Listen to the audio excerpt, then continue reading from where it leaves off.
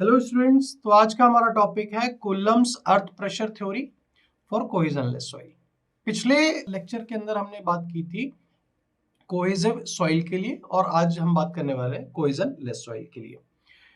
तो जब हम कोहेजनलेस सॉइल की बात करने वाले हैं, कोहेजनलेस सॉइल की कंडीशन के बारे में बात करने वाले हैं, तो यहाँ पे हम डायरेक्टली केस की बात करते हैं ना। सपोज हम एक्टिव केस की बात कर लें या फिर पैसिव की बात कर लें, ठीक है। तो हम मान के चलते हैं कि अगर मेरे केस के अंदर अगर पैसिव कंडीशन डेवलप हो रही है, ठीक है ना।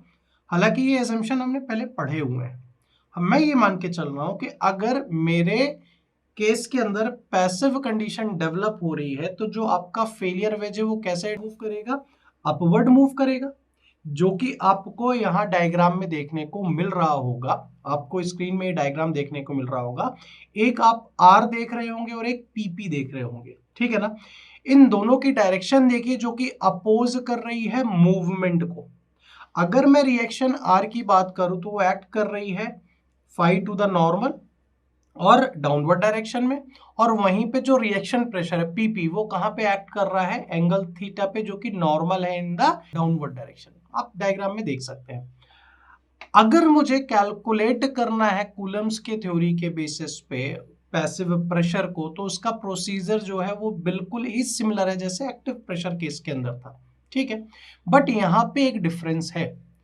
यहाँ पे इस प्लेन के अंदर जो आपका क्रिटिकल फेलियर सरफेस है वो क्या कर रहा है, एक minimum value of passive earth pressure दे रहा है, ठीक है। इस कंडीशन के अंदर क्या हो रहा है कि minimum value of passive earth pressure वो दे रहा है, ये जो आपका क्रिटिकल फेलियर सरफेस है, ठीक है। साथ ही साथ आपको डायग्राम के अंदर एक दूसरा डायग्राम देखने को मिल रहा होगा जिसको आप कहते हैं फोर्स ट्राइंगल, ठीक है। अब यहाँ पे पैसिव अर्थ प्रेशर की वैल्यू को कैसे फाइंड आउट करेंगे, कैलकुलेट करेंगे with the help of force triangle, ठीक है।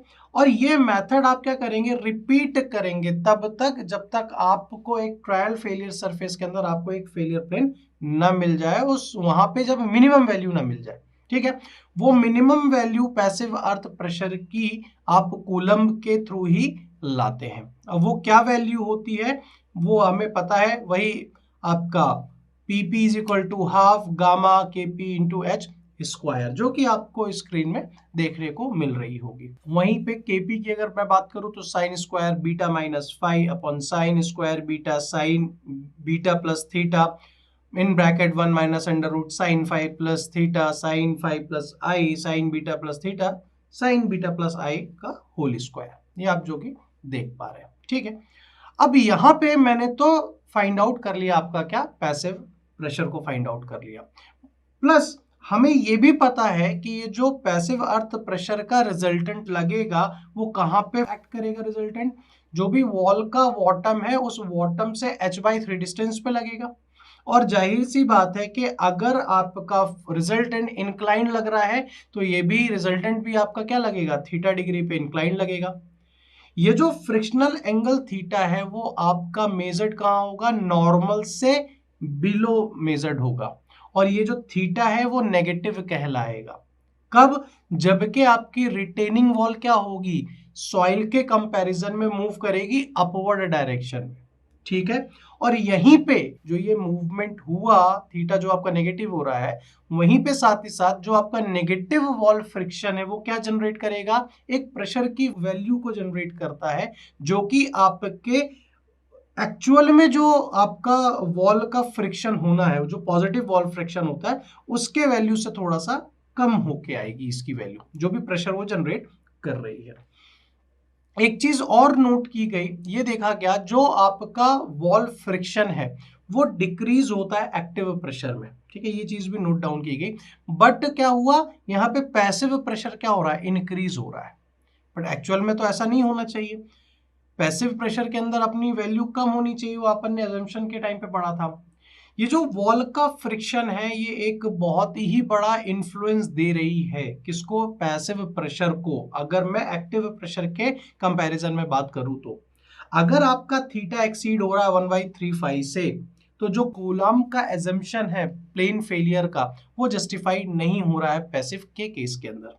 यहाँ पे जो आपकी वैल्यू है वो ज्यादा वैल्यू आ रही है पैसिव अर्थ प्रेशर की, कंपेयर अगर करें और डिटरमाइन भी अगर करते हैं तो हमें एक्चुअल कर्व्ड सरफेस मिल रहा है ना भाई। प्लेन सरफेस उसने माना था बट एक्चुअल में क्या है, कर्व्ड सरफेस है।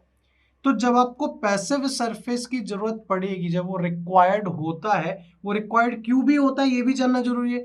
वो रिटेनिंग वॉल को स्टेबिलिटी देता है, ठीक है, जो कि क्या होता है, subjected to the active pressure. But वहीं पे इसकी वैल्यू क्या आ रही है, हायर आ रही है, और वहीं पे आपका जो प्लेन सरफेस है वो क्या हो जा रहा है, अनसेफ हो जा रहा है। तो यहाँ पे जैसे ही आपका वॉल फ्रिक्शन हुआ वो डायरेक्टली यहाँ के प्रेशर को इफेक्ट करती है, और पैसिव प्रेशर जैसे यहीं पे बढ़ रहा है, higher value of passive earth pressure क्या कर रहा है, आपके प्लेन सरफेस को क्या कर रहा है, अनसेफ कर रहा है। तो इन केसेस में क्या करेंगे आपको उस पर्टिकुलर सरफेस को क्या लेके चलना है, लॉगरिथमिक स्पाइरल मानना है या फिर सर्कुलर आर्क में कंसिडर करके चलना है। इसके अलावा भी एक और ऑप्शन होता है जो आपका ट्रायल वेज है, वो कुलमन के मेथड से भी आप लोग डिटरमाइन कर सकते हो इस पैसिव अर्थ प्रेशर को। कुलमन भी एक इंजीनियर या फिर साइंटिस्ट है जिसने के पैसिव अर्थ प्रेशर को फाइंड आउट करने के लिए अपनी कुछ थ्योरी दी थी, जो कि हम अगले लेक्चर के अंदर पढ़ेंगे। तो आज के लिए इतना ही, थैंक यू वेरी मच।